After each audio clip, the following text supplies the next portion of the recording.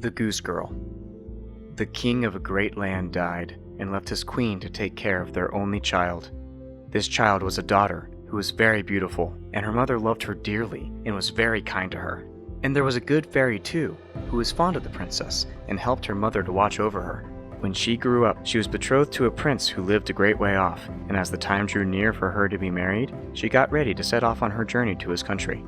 Then the queen, her mother, packed up a great many costly things, jewels and gold and silver, trinkets, fine dresses, and in short, everything that became a royal bride. And she gave her a waiting maid to ride with her and give her into the bridegroom's hands, and each had a horse for the journey. Now the princess's horse was the fairy's gift, and it was called Falada and could speak. When the time came for them to set out, the fairy went into her bedchamber and took a little knife and cut off a lock of her hair and gave it to the princess and said, "Take care of it, dear child, for it is a charm that may be of use to you on the road." Then they all took a sorrowful leave of the princess, and she put the lock of hair into her bosom, got upon her horse, and set off on her journey to her bridegroom's kingdom. One day, as they were riding along by a brook, the princess began to feel very thirsty, and she said to her maid, "Pray, get down, and fetch me some water in my golden cup out yonder brook, for I want to drink." "Nay," said the maid, "if you are thirsty, get off your horse yourself, and stoop down by the water and drink. I shall not be your waiting maid any longer." Then she was so thirsty that she got down and knelt over the little brook and drank, for she was frightened and dare not bring out her golden cup. And she wept and said, "Alas, what will become of me?" And the lock answered her and said, "Alas, alas, if thy mother knew it, sadly, sadly would she rue it." But the princess was very gentle and meek, so she said nothing to her maid's ill behavior, but got upon her horse again. Then all rode farther on their journey, till the day grew so warm and the sun so scorching that the bride began to feel very thirsty again. And at last, when they came to a river, she forgot her maid's rude speech, and said, "Pray get down and fetch me some water to drink in my golden cup." But the maid answered her, and even spoke more haughtily than before, "Drink if you will, but I shall not be your waiting maid." Then the princess was so thirsty that she got off her horse and lay down, and held her head over the running stream, and cried and said, "What will become of me?" And the lock of hair answered her again, "Alas, alas, if thy mother knew it, sadly, sadly would she rue it." And as she leaned down to drink, the lock of hair fell from her bosom and floated away with the water. Now she was so frightened that she did not see it, but her maid saw it, and was very glad, for she knew the charm, and she saw that the poor bride would be in her power now that she had lost the hair. So when the bride had done drinking, and would have got upon Falada again, the maid said, "I shall ride upon Falada, and you may have my horse instead." So she was forced to give up her horse, and soon afterwards to take off her royal clothes and put on the maid's shabby ones. At last, as they drew near to the end of their journey, this treacherous servant threatened to kill her mistress if she ever told anyone what had happened. But Falada saw it all, and marked it well. Then the waiting maid got upon Falada, and the real bride rode upon the other horse, and they went on this way till at last they came to the royal court. There was a great joy at their coming, and the prince flew to meet them, and lifted the maid from her horse, thinking she was the one who was to be his wife. And she was led upstairs to the royal chamber, but the true princess was told to stay in the court below. Now the old king happened just then to have nothing else to do, so he amused himself by sitting at his kitchen window, looking at what was going on, and he saw her in the courtyard. As she looked very pretty, and too delicate for a waiting maid, he went up to the royal chamber to ask the bride who it was she had brought with her, that was thus left standing in the court below. "I brought her with me for the sake of company on the road," said she. "Pray give the girl some work to do, that she might not be idle." The old king could not for some time think of any work for her to do, but at last he said, "I have a lad who takes care of my geese. She may go and help him." Now, the name of this lad, that the real bride was to help in watching the king's geese, was Curdken. But the false bride said to the prince, "Dear husband, pray do me one piece of kindness."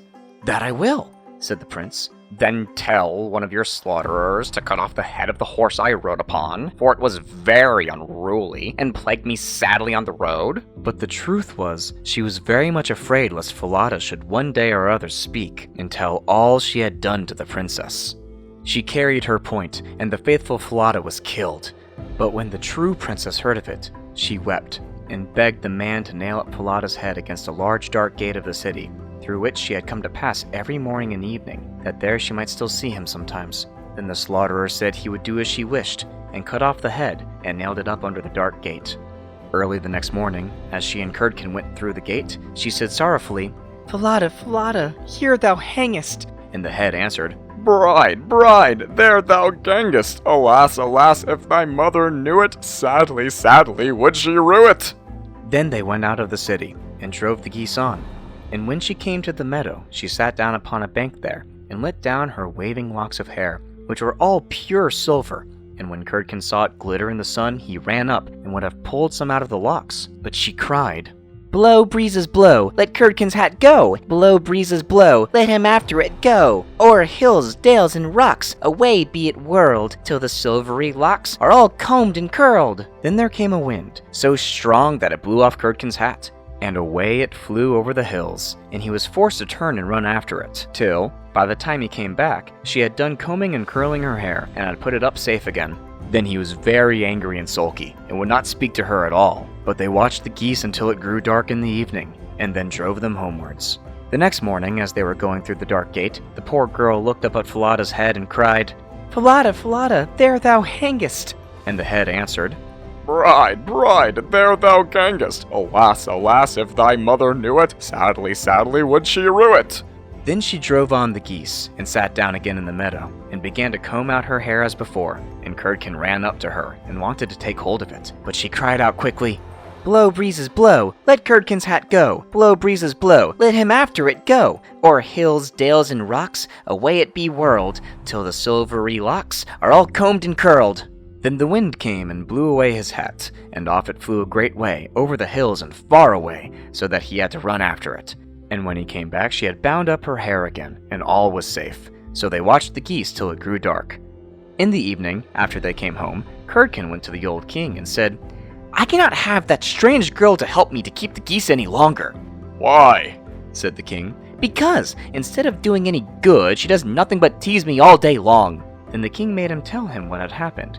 And Curdken said, "When we go in the morning through the dark gate with our flock of geese, she cries and talks to the head of a horse that hangs upon the wall, and says, 'Falada, Falada, there thou hangest.' And the head answers, 'Bride, bride, there thou gangest. Alas, alas, if thy mother knew it, sadly, sadly would she rue it.'"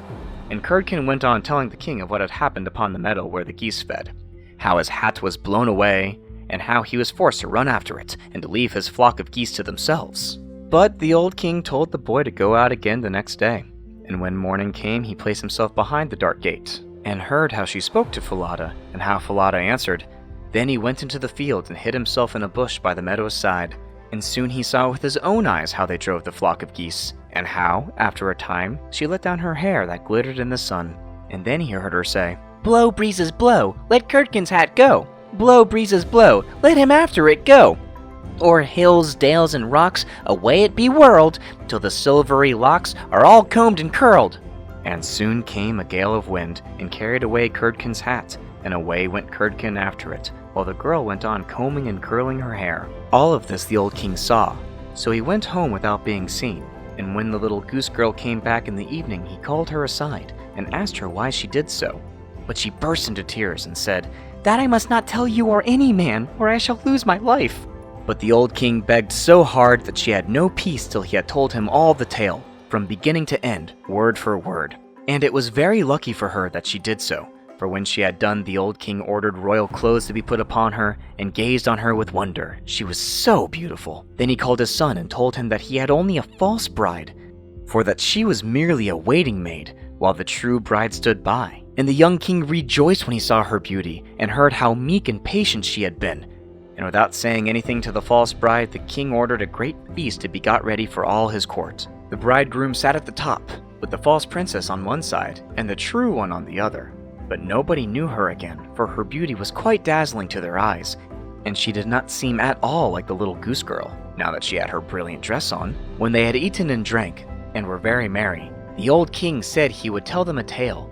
So he began, and told everyone the story of the princess, as if it was one that he had once heard. And he asked the true waiting maid what she thought ought to be done to anyone who would behave thus. "Nothing better," said this false bride, "than that she should be thrown into a cask stuck round with sharp nails, and that 2 white horses should be put to it, and should drag it from street to street till she was dead." "Thou art she," said the old king. and as thou hast judged thyself, so shall it be done to thee." And the young king was then married to his true wife, and they reigned over the kingdom in peace and happiness all their lives. And the good fairy came to see them, and restored the faithful Falada to life again.